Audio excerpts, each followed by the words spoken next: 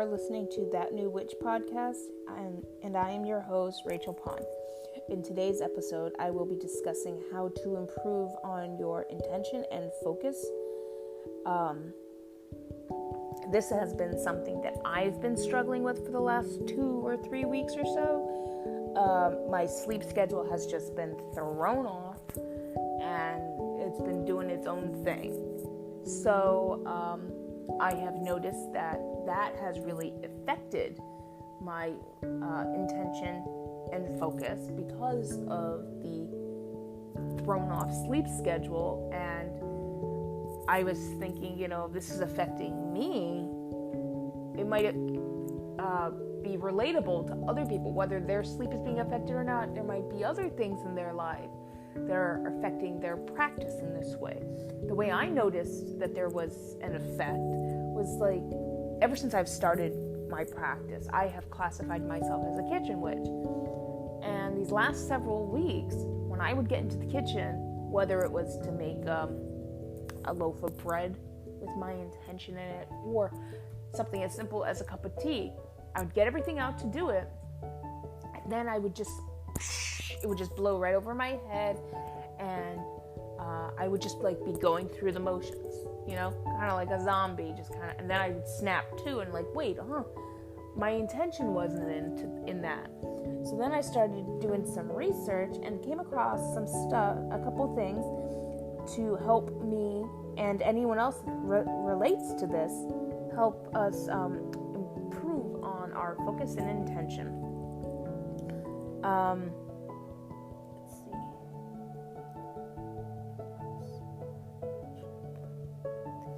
Okay, so to improve your intention, make sure you're drinking enough water. I know I don't drink enough water in a day. Like this very moment, I'm thirsty. And I'm just should I drink? Because I don't want, but I'm going to do it anyway because it's important. Sorry if you guys heard that gulp. That's why I was hesitant to taking the sip, but it's important to stay hydrated. Let's see. Daily habits to motivate you, such as, or get you moving, but start the moving process. Even if it's something as simple as 15 minutes of doing yoga in the morning and night. If that's all your schedule allows you to do, then that's great. Obviously going for walks out in nature. Now here in Connecticut, now that it's starting to get a little colder, it's a little difficult to go walking outside barefooted to get grounded with the earth because the ground is so incredibly cold right now. But the other day I was, out and I was taking care of my neighbor's dog because she had some other things going on. She just couldn't have her dog around her at that time. So I took the dog and I was taking care of it for a little bit. And we just so happened to stop near a tree. And I placed my hand on the tree. I know I've discussed this before. And it just relaxed me. It just grounded me. And, before I knew it, the dog was yanking on the chain. Okay, I'm ready to get moving again. Let's go for more of a walk. But for those few seconds that I had just becoming one with the tree, it really it was like the tree was downloading all its knowledge into me, and it just brought the zen over me. It was really a beautiful thing. Let's see here. Basic self-care. Even if it's something as simple as noticing that you need to get your hair trimmed, because God knows most people are terrified of going to salons and being that close to their hairdresser, even though everyone's wearing a mask. I know my grandmother, the other day, she was telling me how she wished she could go get her hair cut, but she's terrified to be next to a hairdresser, even though they're wearing masks. It's just the thought nerve-wracks her. So I said, hey, Gram, how about you go to Walmart or go to Sally's, get a good pair of hair, just scissors, Don't use kitchen scissors because that will give you split ends. And trim your own hair. It might not exactly be like how your hairdresser would do it, but at least it will give you that feeling of you taking care of yourself, and your hair will look healthier without the split ends, and that will just boost your confidence and the feelings that you have towards yourself. And she's like, I didn't think of that. And as far as I know, she went and picked up a pair of hair scissors and did that. But I'll find out next time I speak to her. Let's see. Listen to the energy and signals that your body is giving out. I have a quick little story for that. So the other day, I was just laying at home, on my couch, scrolling through TikTok, as I'm sure most of us are doing nowadays, and my phone rang, and it was a number I did not recognize. It was from California, and I don't know anyone in California. So I answered, and there was this guy claiming to be from my credit card company. I'm sure you guys can see where this is going. He was saying, all I need to do for the next 3 months is pay off the minimum on my credit card, and then, any debt, anything left on my card would just automatically be wiped away, as if it was never on my card as a bill.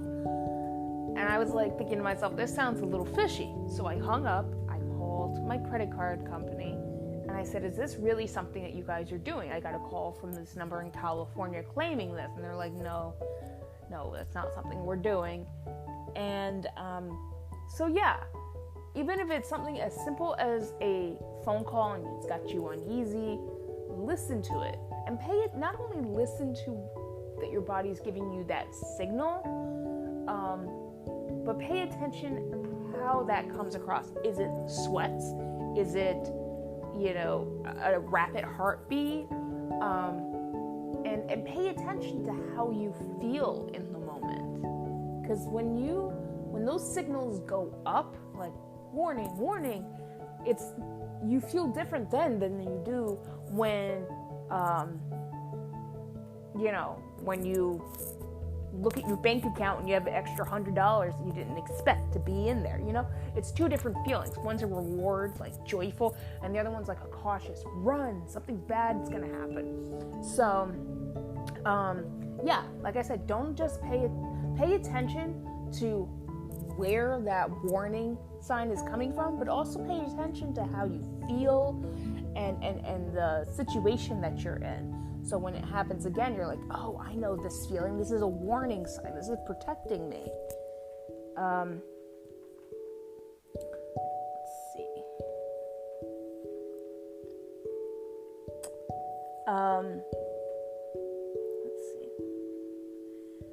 Yeah, nature. I think I mentioned like getting out in nature, going for walks. These are all great things, like grounding. This particular one is something that I need to work on. I know for sure I am not alone with this. Turn off or put away all screens. TVs, tablets, iPhones, whatever it is, whatever kind of screen that you have, put it away. Do not use it for at least 30 minutes before bed. Because the blue light from the phone tricks our eyes and makes us think that it's still daytime. It has the effect on our eyes as the sun does. So, if you want to get to bed, let's say you're setting a goal for getting to bed by 10 p.m. every night, and you're just scrolling for like 2-3 hours before bed, you are going to be wired. You're going to be wide awake. And even if you scroll right up until 10 o'clock and you're feeling tired, it's going to have an effect on the quality of sleep, which in turn will have an effect on you the next day, and that will affect your intention and focus on whatever activities, whether it's your work for your job or the work that you do to put into your practice. So think of it that way. It might not be something that you want. You literally might want to scroll until you fall asleep. But just think of how much better the next day will be for you if you just do that. 30 minutes before bed, put everything aside, and if you're like me and you're in a little studio apartment, everything's just one room, put your phone, I have a tendency of just putting my phone on my end table near my bed. Put your phone on the other end of the apartment, if you don't have a separate room to put your phone in. Now, if your phone is your alarm clock, then put it like at the foot of your bed. Like if you have a little table on the other end of where your bed, across from your bed, not next to it, but like across the room in your bed, put your phone away as far as you can so it's not easy grab access. And so if it's your alarm clock, it'll wake you up at set time, and then you can get up, turn off your phone, and start your day. But at least that way you'll get your recommended 8 to plus hours of sleep. Again, that is something that I need to improve on. Every day when I wake up, I'm like, tonight, Saturday night, I won't put my phone away. And it's like this evil cycle. So I'm not saying I'm perfect. This is something I definitely need to work on. But I figure if I just talk it out loud, then most likely I'll improve on that. Or fingers crossed, right? Sleep, I touched on that. Sleep is very important. Cooking from home. This way, you know exactly what's in your food, and you make sure that you're eating foods with higher vibrations that lifts your energy, your intention, and your focus. I know I mentioned exercising, but it's, going for like a nice light walk after dinner. Of course, weather permitting, it's supposed to rain all day today. So any exercising that I do today is going to be indoors. But,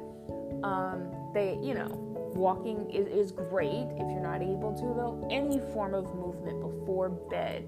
I have heard from several people, though, that if they exercise before bed, then they tend to stay up. I think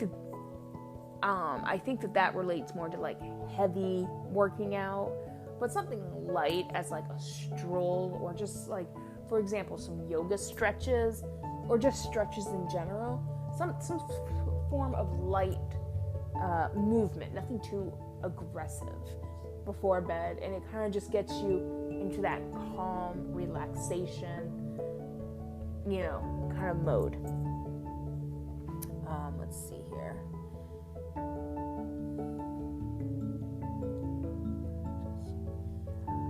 Practice mindfully eating, which I guess it's kind of like intuitive eating. So like, drink a glass of water, and if you're still hungry, then first of all, that glass of water will help you so you don't eat as much whatever you end up eating. But then, when you drink that glass of water, like I said, you'll be fuller.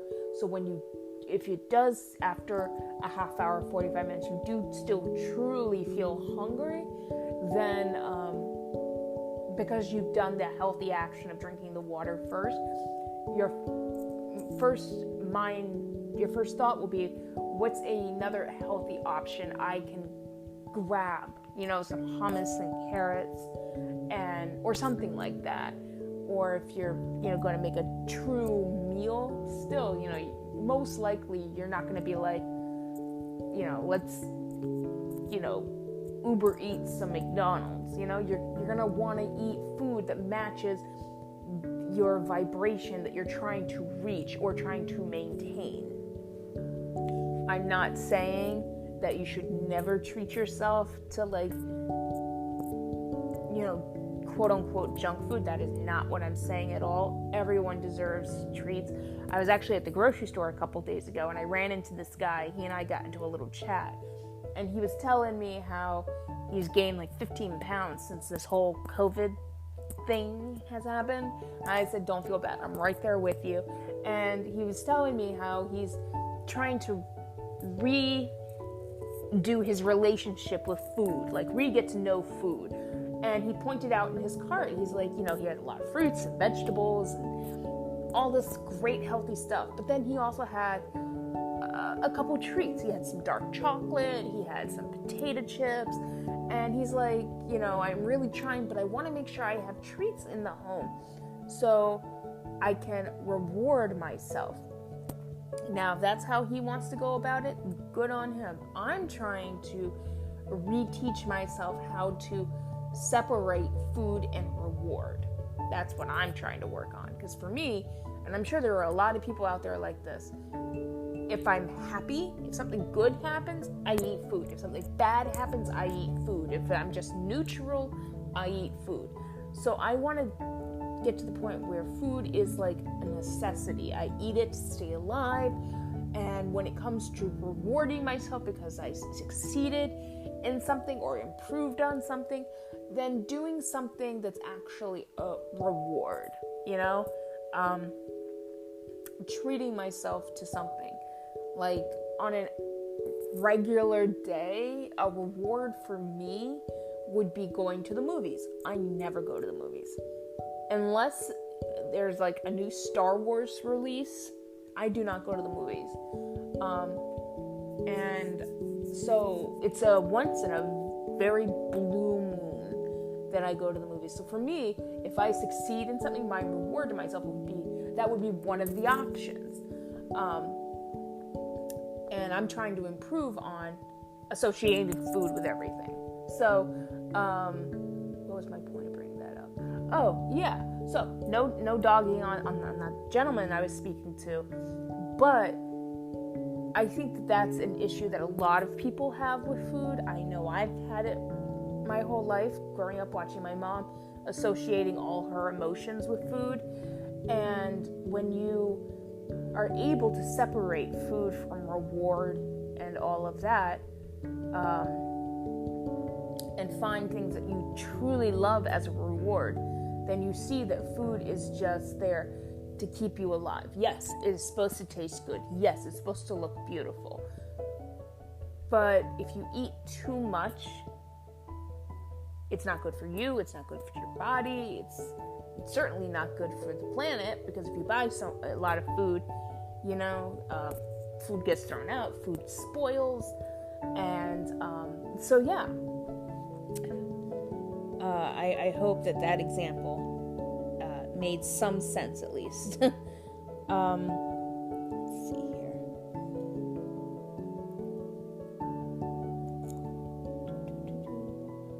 Self-assessment, mindful eating. Let's see here. Set boundaries with people that tend to come with like negative or Debbie Downer kind of energy, if you will. And I have to do this with my older sister. I love her to pieces. She's a wonderful person, but she and I have two different kinds of energy, where I try to focus on the positive of everything, even when I'm in like the most negative moment of my life. I try to flip it and make it positive. And what I've noticed with her is she tends to just focus on all that negativity. And I, need to work on myself and protect myself, knowing that she comes with that energy so I can maintain a healthy relationship with her, but at the same time also protecting myself and my intention and my focus. Because there have been times where I have walked away from a conversation with her, and going into the conversation, I'm on cloud nine. I feel like pumped. I've got all this positivity just oozing from me. And then I get off the phone with her, and my heart's racing, and I just feel like a jitterbug, and I'm just shaking, Not literally like you can see me shake, but like within me, I feel like I'm shaking like crazy, and So what I'm starting to work on is my grounding, my breaths, and not just that, but also notice when those feelings are starting, when I'm talking to her and being like, this is hers, this is not something I need to take on and add to myself. Again, I love my sister to pieces, and this is just something that I've realized that I need to work on so I can maintain a healthy relationship with her. And I know I'm not the only person that struggles with that. I have a guy friend, and he was telling me that like all his friends, you know, they come to him to solve all their issues. He's very much a let me help you fix it kind of guy. And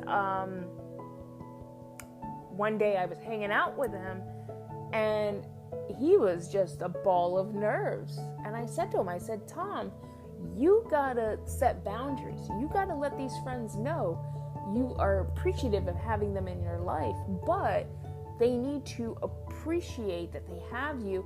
And not only just that, not just show appreciation, but know that the energy that they're exuding rubs off on other people, and that it's not healthy, for them to carry around all this tension and not having any way of releasing it besides spewing it all onto him. And then he walks around like this nervous, jittery bug, if you will. I don't know what else to use, because he's trying his best to make everybody else's life better. And in the long run, it's affecting him and his health and his life. And so, it's very important that you, even though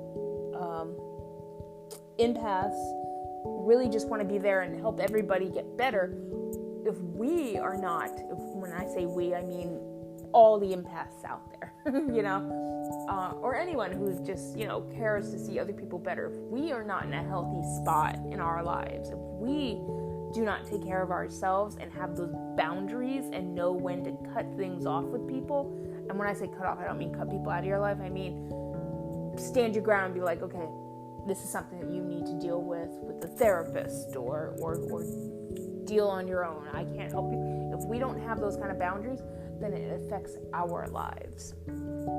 So, let's see. Replace negative energies, relationships with positive, loving. Oh wait, I think I read that wrong. Replace negative self-talk with positive self-love statements. And, you know, something I recently realized is the person that you talk to the most is yourself. You may think you talk to your best friend the most, or your neighbors because you see them every day when you leave your house. But in real life, in actuality, you are the person you talk to the most. And if you really pay attention, the majority of the time when we, as a collective human species, most of the time when we are talking to ourselves, it's cutting ourselves down. And even if it's something as stupid as, or not stupid, wrong choice of words, even if it's something as silly as, you know, oh, I could have made that light. You know, if I just moved faster, I could have gotten through that and, you know, wouldn't have missed that green light. You're so stupid. Or getting home from the grocery store, for example, and let's say you went there to pick up a carton of milk. And we all know, especially me, when I go to Target, I'll walk into Target and my brain just erases, and I'm like, what did I come here for? And then I end up spending, you know, 2 times what I intended spending. And I get everything but that carton of milk. And then you get home and you're like, oh, now I can't make that cake, or I can't make that brownie mix that I was gonna make. I'm so stupid. Whatever. Hopefully you understand where I'm coming from with this. Most of the time, we are cutting ourselves down. And once we, like I said, as a collective, a human species, once we realize that our words really do have weight. I was on Instagram the other day, and one of the women that I follow, she's very much into like self-confidence and boosting other women and just people in general, just boosting their self-confidence. And she posted this picture of herself in a bikini, and she looked gorgeous, beautiful. And in this particular picture, there was no filter, no nothing, and you saw a bunch of cellulite on her hips and her butt, and it's normal, it's beautiful, it's perfect. And in the caption, in the description of the photo that she posted, she's saying, I've been getting all these lovely comments and DMs saying how perfect my body is, and that the sun was just being mean to me that day. And she's like, I really appreciate it. But she said in her caption there, she said, I really appreciate all this, but I want all of you out there to know that if you can look at this picture and say that my body is perfect, then what is holding you back from loving and accepting your body? And that just hit me like a ton of bricks, because even though I try my best to follow only positive, motivational people, there are times where I get a photo of somebody that has no cellulite and is just, their skin is flawless and it's just all this stuff, and I forget that they most likely used a filter and just all these things, and then I just cut myself down, and that I don't know what that other person's doing on the other end with their photos. All I know is what I'm seeing that second in front of my face. And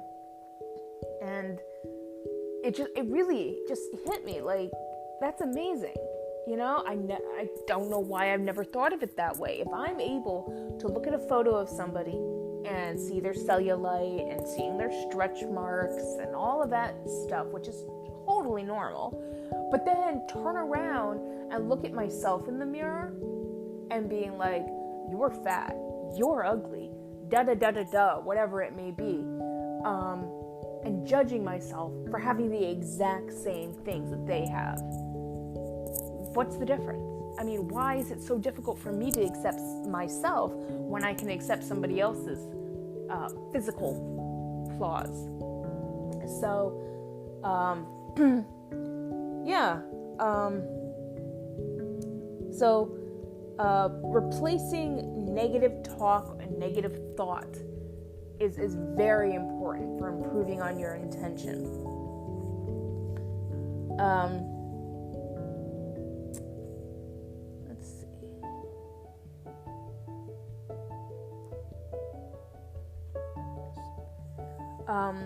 Let's see. Filling up your cup before filling up others, meaning like filling yourself up.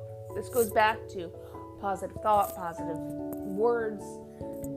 Just if you emotionally are empty, then how are you going to be able to lift other people up? If you have not gotten to the point where you can do it for yourself, then how are you going to be an effective person for others? So that's a very important thing to notice, to put into action.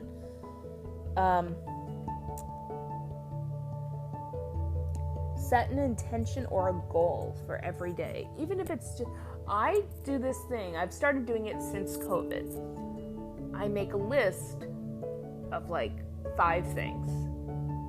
And if at least the minimum is 3.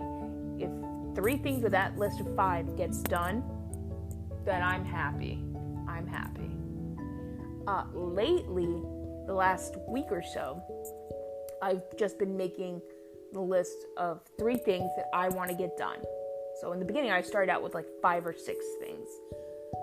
and whatever didn't get done that day rolled over into the next day. Lately, the last week or so, I've just been making a list of like 3 things. So let's say there's a phone call I have to make, my bathroom needs to get cleaned, and go to the gym. These are 3 basic things, you know. That's not always what's on my list, but that's an example of something that might be on my list. And then at the end of the day, check off what I did, and it makes me feel so good. Instead of having a list of like 50, 60 things I need to do, keep it simple, keep it just easy, and it makes me feel like I accomplished so much.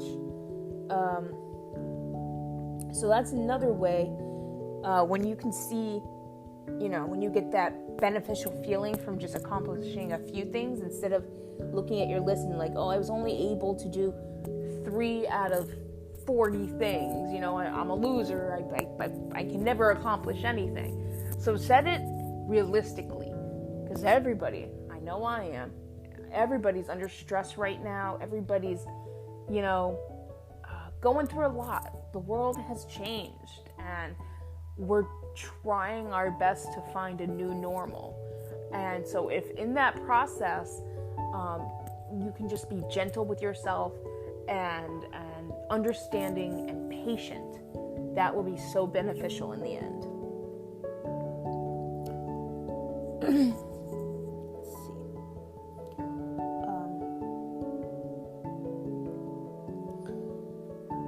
Some other things that you can do, let's see here, 4 tips, more tips for setting intention.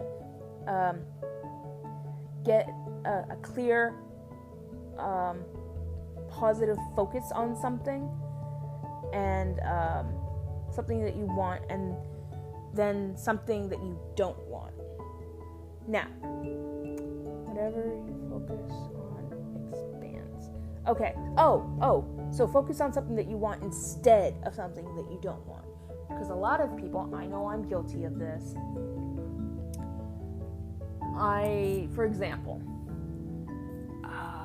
referring to relationships, I'm like, I don't want somebody that is selfish and self-centered, and I just say all these things that I do not want in a partner, instead of saying I want somebody that is compassionate, romantic, a good listener, somebody who has focus, and above all, somebody who loves themselves, somebody that accepts themselves for who they are, from where they came, all the things that happened in their past.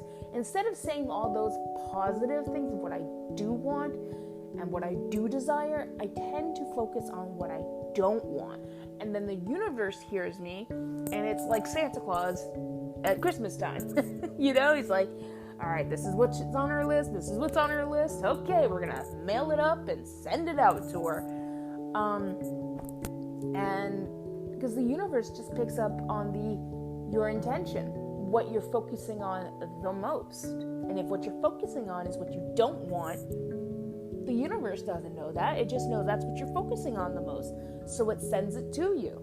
So I'm even doing this. I'm in the process of reteaching myself.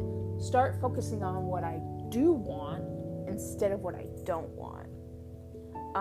And that not only speeds up you receiving what you truly desire, but it also helps improving your intention and focus.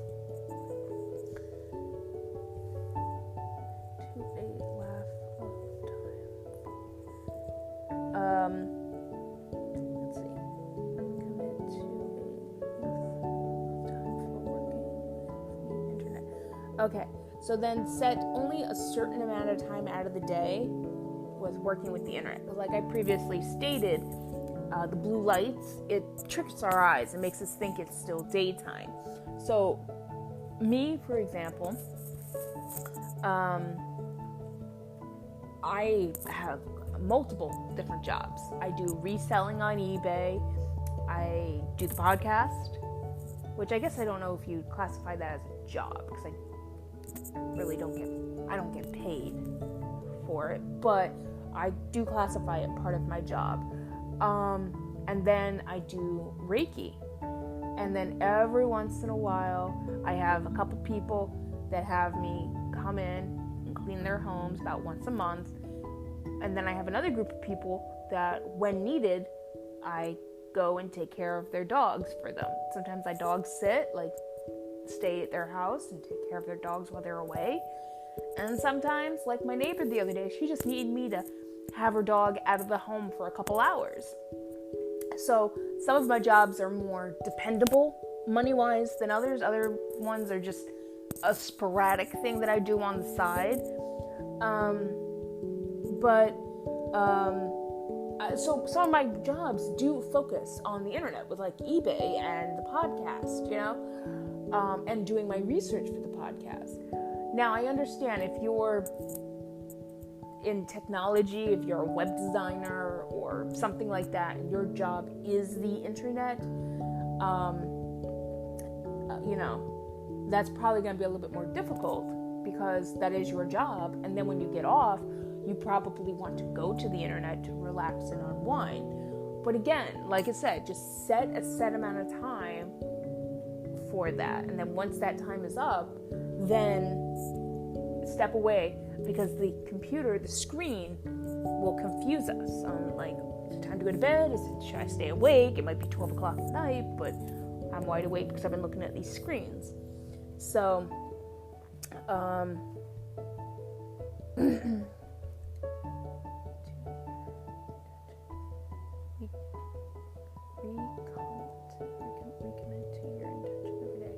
recommit to your intention every day. So if every day your intention is to be happy and joyful and see the bright side, and if that's something that you struggle with, then every day when you wake up, be like, I recommit myself to these set things.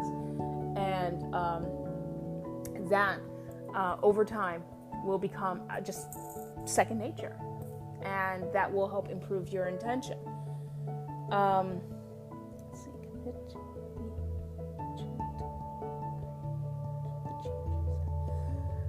like I just said, commit to the intention until that intention becomes just like second nature in the change. I'm like jumping ahead of my notes here.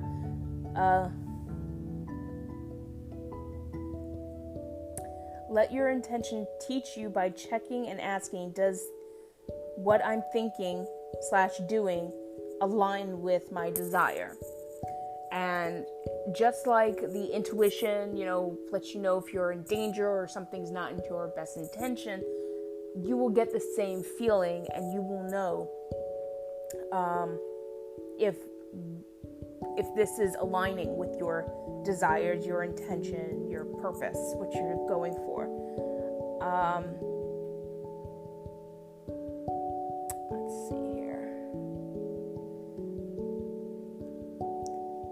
A couple more things for daily habits to improve your intention and focus.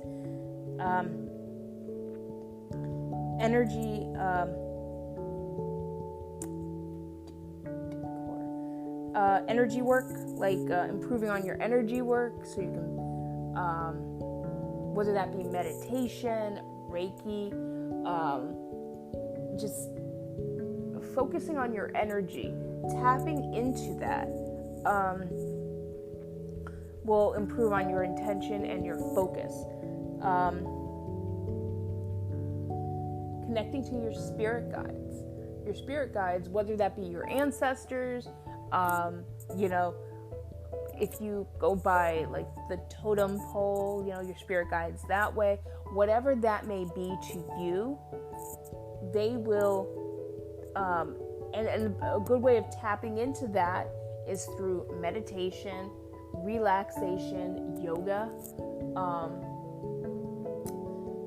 They will help you reach that height, that ability of tapping into your intention and focus.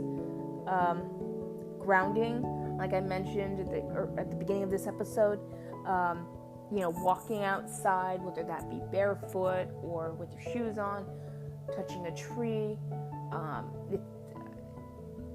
If you've never done that before, place your hand on a tree and just let the tree download all its knowledge into you. It's amazing. It really feels like a download. And I always, whenever I do that, whenever I touch a tree, I walk away feeling lighter, happier, just like a new person.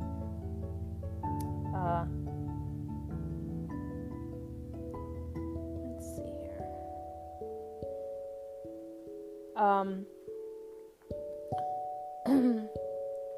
Now, I've been focusing a lot on your intention.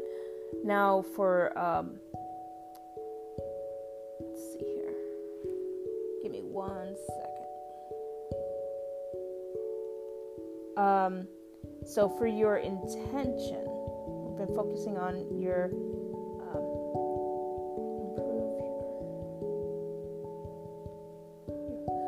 so we've been focusing on your intention for improving on your focus. A lot of it is the same. Improve on your sleep. So make sure you get enough sleep. Screen time. Make time for exercising. Spend time in nature. Meditation. Any form of relaxation, whether that be stretching, meditation, a walk. Take a break. If your job, like I said before as an example, if your job is working with computers or it's a very taxing thing, make sure to give yourself even if it's just like a 5-minute break, if that's all you can do, step away, give yourself some couple calming or relaxing breaths, do some just light relaxation work, and then go back to work instead of just plowing right through all the work and just stringing yourself out. Be aware of how you feel and taking care of that. And listening to music. If in those 5 minutes all you can do is listen to a song that's like 3 minutes long, pick your favorite song, jam to it, and then go back to work, So the recommendations to improve on your focus and intention they intertwine. They're very much the same. And this is like my 3rd time recording this episode, so I'm not sure if I mentioned this, and this is just personally from me, what I have observed, because the whole reason of coming up with this episode is because I have been having issues with my focus and intention. And during this time of doing research for this, I've realized that most likely it could also just be that I am not practicing my witchcraft the way that best suits me. I started as a kitchen witch because I'm always cooking. So I was like, okay, this is just like what I'm supposed to do. But as these 9 months has gone on, I've realized that I am more of a eclectic witch. I enjoy doing magic outside, lighting a candle, like being like a candle witch. I enjoy doing my practice in front of my altars, my family altar, also when I do arts and crafts, like I made necklaces for my nieces, and I'm going to mail them to them for Christmas. And it's not deliberately me, giving them a spell, but I have enchanted these necklaces with my love and protection for them. And so I'm able to incorporate my magic into my arts and crafts. So pay attention to that. Try out different ways. That is going to be not next week, but the week after. That will be the week after's episode, discussing different types of witches. Next week, I will be discussing working with the elements, so elemental magic. And I was really inspired by this. One day I was waiting for the bus to pick me up from the gym, and the wind was aggressive. It was like Winnie the Pooh on a blustery day. If you guys ever saw that movie, you know what I'm talking about. And it really got me thinking of how the wind is so overrated. Like, you don't think about it. You don't think about the elements. Fire, you think about because you do that with your candles and stuff. But the rest of the elements, you really don't think about them. So next week, we will be talking about elemental magic. So if that interests you, tune in next week for that. Until then, I hope everyone has a magical weekend and a magical week. And if you guys would like to follow me, you can do so over on YouTube at That New Witch, and then Twitter, Instagram, and TikTok are all at that_new_witch. And period is in like period, end of a sentence, period. So looking forward to next week, and I'll see you then, Coven.